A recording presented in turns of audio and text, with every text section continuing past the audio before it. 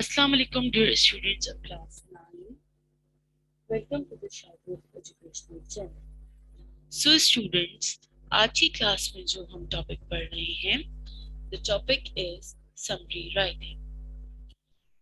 Summary writing की अगर हम बात करें तो summaries हम लिख रहे होते हैं किसी भी descriptive चीज के लिए, यानी हम उसका खुलासा करके लिख रहे होते हैं और इसकी नीड क्यों होती है ताकि हमें कम वर्ड्स के अंदर पूरा कॉन्टेक्स्ट समझ आ जाए कि कॉन्टेक्स्ट के अंदर बात क्या की गई थी। तो बेसिकली अभी तक आप लोगों ने जो समरी राइटिंग की है, समरी के अंदर आपने देखा कि आपको पूरा पहले से आपने चैप्टर पढ़ा हुआ होता है और आपने उससे रिलेटेड समरी बनानी होती है। लेकिन यहाँ जो क्लास 9 के अंदर समरी का क्वेश्चन है वो थोड़ा सा डिफरेंट है।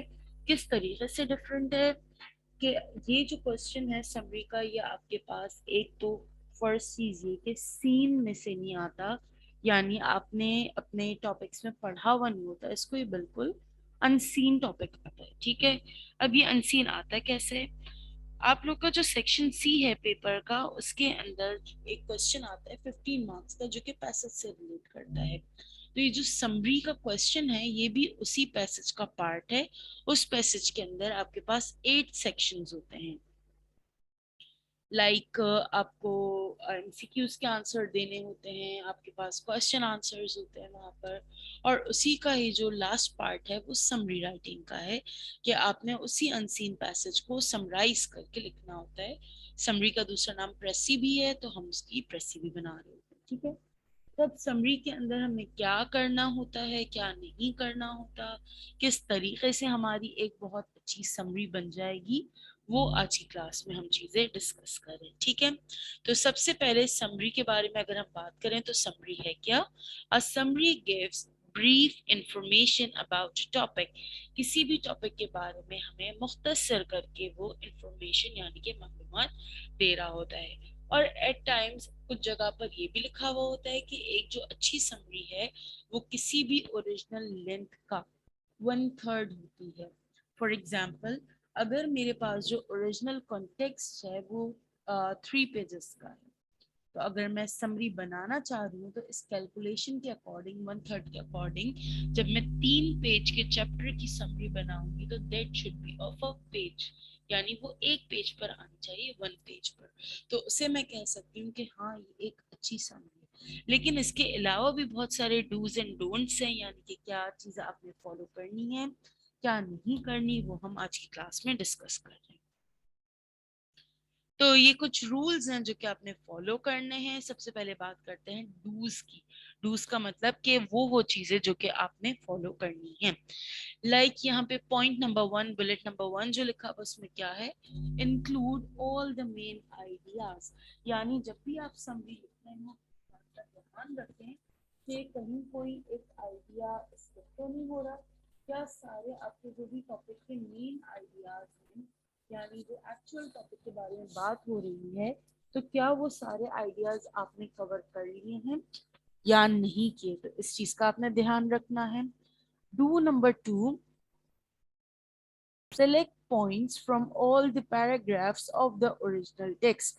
यानी जो भी आपका ओरिजिनल टेक्स्ट है, आप उसमें से ये ना करें कि कुछ पैराग्राफ्स को बिल्कुल ही आपने ओमिट कर दिया, स्किप कर दिया, और कुछ पैराग्राफ्स में से आपने बहुत सारे सेंटेंस ले लिए। तो आपने यहाँ पे क्या करना है, आपने हर पैराग्राफ में से कुछ ना कुछ पॉइंट्स लेने हैं ताकि आपका जो भी समराइज फॉर्म निकले वो पूरे उस टॉपिक से निकले। ये ना हो कि उसके अंदर बायसनेस आ जाए कि किसी टॉपिक के हवाले से ज्यादा है, किसी चीज के बारे में कम है, तो यहाँ पर आपने ध्यान रखना है। थर्ड जो डू आपको दिया हुआ है वो क्या है? Limit your summary by not including all the details. अब जाहिर सी बात है हम वहां पर पूरी डिटेल्स तो नहीं दे सकते हैं, हमें कुछ लिमिटेड चीजें वहां पर देनी है। तो हमने क्या करना है कि जो भी हमारी टॉपिक से रिलेटेड, स्टार्टिंग में पॉइंट नंबर 1 लिखा है ना, मेन आइडियाज देने हैं सिर्फ, तो जो भी टॉपिक से रिलेटेड हमारे पास डिटेल्स हैं हम उनको इंक्लूड कर लेंगे। बाकी जो चीजें हमें लग रहा है कि वो इररेलेवेंट हैं, वो नहीं मैच हो रही हैं, तो हम उनको यूज नहीं करेंगे। Point number 4, use simple short sentences. यानी जब भी आप लिखें तो आप सिंपल सेंटेंसेस बनाइए, शॉर्ट सेंटेंसेस यूज करें, क्योंकि शॉर्ट सेंटेंसेस बनाना भी आसान है और समझना भी आसान है, और जो भी रीडर है उसको कोई कंफ्यूजन भी नहीं होगी, वो पजल भी नहीं होगा कि अच्छा है पता नहीं क्या लिखा हुआ है, क्या इसमें लिखने की कोशिश की है। तो इस तरीके से करके जब आपके शॉर्ट और सिंपल सेंटेंसेस होंगे तो समझना भी आसान हो जाएगा। नेक्स्ट है link sections points with in the original text, use appropriate linking word. यहाँ कहा जा रहा है कि आप लिंक करें अपने सेक्शन को या पॉइंट को, यानी ऐसा ना लगे कि बिल्कुल आपके डिसजॉइंट सेंटेंसेस हैं या पैराग्राफ कुछ बिल्कुल ही आपका ऑड लग रहा है पढ़ने में। तो इस चीज का आपने ध्यान रखना है कि जो भी सेक्शंस या पॉइंट्स आप लिंक कर रहे हो वो अच्छे तरीके से करें ओरिजिनल टेक्स्ट के हिसाब से, और लिंकिंग वर्ड यूज करें। लिंकिंग वर्ड कैसे होते हैं, जैसे व्हेनेवर, whoever, which, इस तरह के जो वर्ड्स हैं ये लिंकिंग वर्ड, therefore, तो इन वर्ड्स का आप इस्तेमाल करें, उससे आपका जो भी पैसेज है वो काफी अच्छा सा मीनिंग दे रहा होगा। ठीक है, तो ये आपके पास हो गए कुछ डूज जो कि आपने फॉलो करने वाइल मेकिंग अ समरी। अब बात करते हैं डोंट्स की, यानी क्या क्या चीजें हैं जो कि आपने नहीं करनी है। तो सबसे पहले तो कह रहे हैं कि डू नॉट रिप्रोड्यूस सेंटेंसेस और पैराग्राफ्स, यानी कि खुद से आप कोई चीज नई ना बनाएं, रिप्रोड्यूस ना करें, बल्कि जो चीज ऑलरेडी एग्जिस्टिंग है आप उसी में से ही बात करें, उसी की ही बात करें। नेक्स्ट कह रहे हैं do not repeat any point और आइडिया, यानी अगर किसी एक चीज के बारे में पहले आपकी ऊपर टॉपिक में बात हो चुकी है तो आप इस चीज का ख्याल रखें कि कोई भी आपका पॉइंट रिपीट ना हो रहा हो।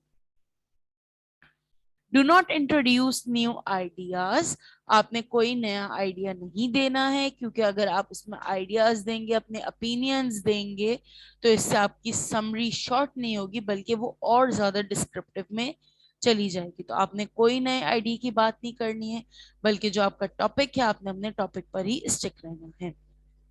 डू नॉट क्रिटिसाइज, आपने कोई तनकीद नहीं करनी है अपने टॉपिक में कि ऑथर ने ये कहा, मेरे ख्याल में ऐसा होना चाहिए या ऐसा हो जाता तो ज्यादा अच्छा था, तो इस तरह की आपने कोई बात नहीं करनी। Do not change anything given, और इसी तरीके से जो भी चीज दी हुई है आपने उसी में रहते हुए बात करनी है, आपने उस टॉपिक में कुछ भी चेंजेस नहीं करने हैं। Do not give own opinion, आपने अपनी राय या अपना मशवरा कुछ नहीं देना है। ठीक है, तो ये आपके पास कुछ डोंट्स हैं जो कि आपने फॉलो करने हैं वाइल मेकिंग अ समरी। तो अगर आप ये डूज और डोंट्स को फॉलो करेंगे तो आई होप कि आपकी बहुत अच्छी सी समरी बन जाएगी। पेपर में अगर हम बात करें तो पैसेज आपका इतना लेंदी होता नहीं है, लेकिन ऑलमोस्ट अगर हम देखें अभी जो आपके मॉडल पेपर में है स्पाइडर स्पिन वेब वाला पैसेज, तो वो अराउंड होगा आपका हाफ पेज का। तो जब आप उसकी समरी बनाएंगे तो वो 2 से 3 लाइन या 4 लाइन की आपकी समरी मैक्सिमम बनेगी। तो इस तरीके से आपने देखना है कि उसमें कुछ चीजें रिपीट हुई हैं तो वो रिपीट ना हो, इन सब चीजों का आपने ख्याल रखना है। ठीक है, तो पैसेजेस आप उठा सकते हैं कहीं से भी, आप अपने पूरे पूरे चैप्टर्स भी ले सकते हैं, उनकी भी समरी बना सकते हैं। तो इसको प्रैक्टिस कीजिएगा ताकि जो आपका ये 4 मार्क्स का क्वेश्चन आएगा अनसीन पैसेज में आप उसको बहुत अच्छे तरीके से अटेम्प्ट कर सकें। ठीक है स्टूडेंट्स, तो हमने जो क्लास में आप देखेंगे आपके पास तो मुंजदड़ों के ऊपर टॉपिक है जिसके ऊपर आपने समरी बनाई होगी, तो आप उनकी प्रैक्टिस कीजिएगा और तो आपको ये और अच्छे तरीके से रिव्यू हो जाएगा। सो आज की ये वीडियो में हमने देखा कि how to make a summary, what are the dos and don'ts for making a summary. तो आप लोग इसकी प्रैक्टिस करेंगे, इंशाल्लाह नेक्स्ट वीडियो में आप लोगों से मुलाकात होगी। अपना ख्याल रखिएगा, अल्लाह हाफिज।